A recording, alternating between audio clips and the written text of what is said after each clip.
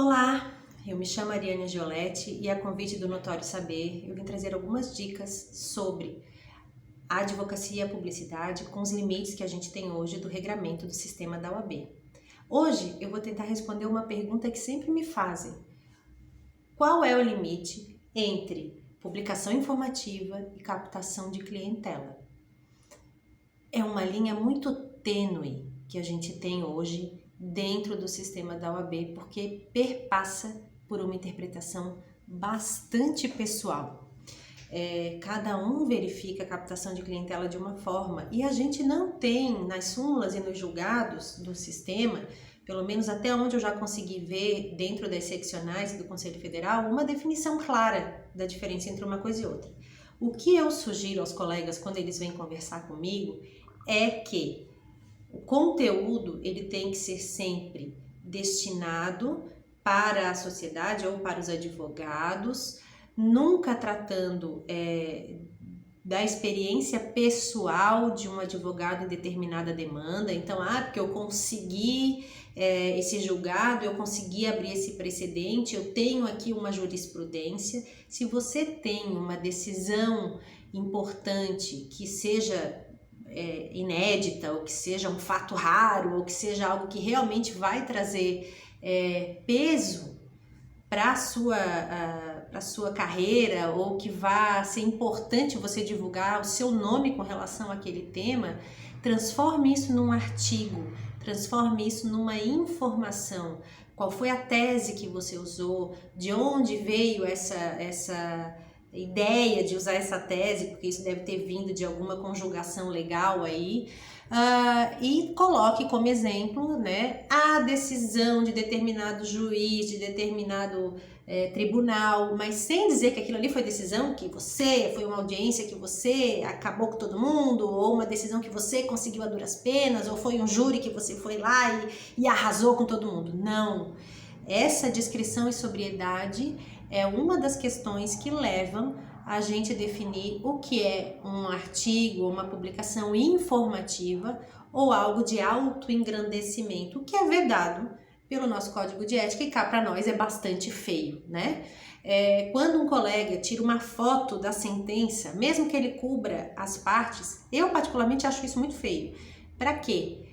Para dizer que ganhou mais uma, que fez o gol no futebol do time, né, na pelada do final de semana? Não, todos os advogados ganham e todos os advogados perdem, isso faz parte da nossa vida. Então tomem cuidado, se você abrir um baita de um precedente, se você conseguir uma jurisprudência ótima, transforma isso num conteúdo, certo? Captação de clientela através do conteúdo é quando você faz uma indução para que o leitor entenda que só você sabe isso. E além disso, deixa canais e utiliza de expressões que são próprias do mercado, do comércio, digamos assim, né? Eu sempre costumo dizer, a gente não é produto, a gente é serviço. Só que o nosso serviço, ele vende como primeira etapa uma certa formalidade e uma respeitabilidade. Por mais que você seja advogado que trabalhe com as causas mais modernas, com as áreas mais vinculadas à parte digital, como por exemplo os advogados que trabalham com startup, com direito digital, mesmo assim se denota um tipo de formalidade. Esse advogado talvez não use tanto terno e gravata, mas ainda se pressupõe que ele se apresente de determinada forma, né? Sempre vão esperar de um advogado a postura de um advogado.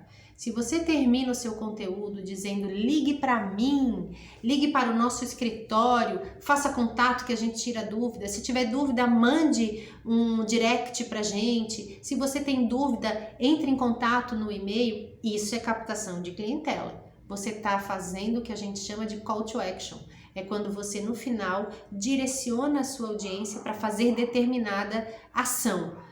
Você pode deixar um call to action ali para, por exemplo, se você quer saber mais, leia meu artigo. Se você quer saber mais, procure um advogado da sua confiança. Se você tem dúvidas, leia essa lei, busque informações não sei aonde. Você nunca pode fazer com que a pessoa ache que ao final daquele artigo só você saberá atendê-lo.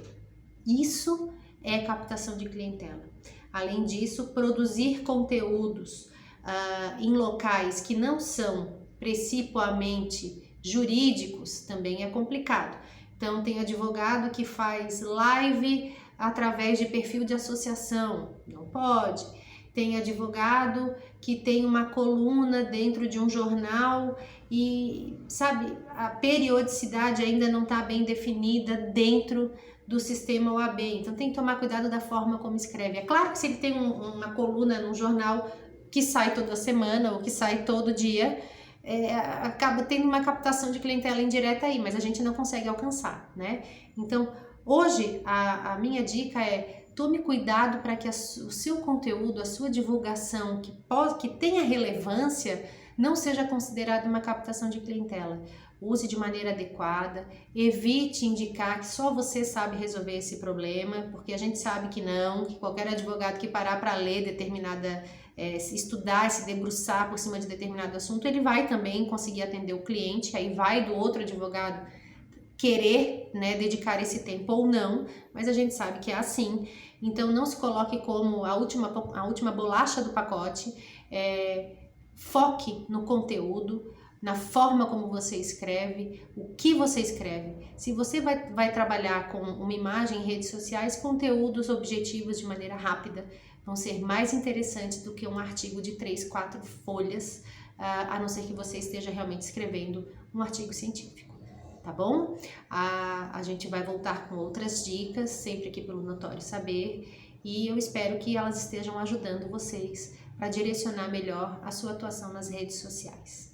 Até lá!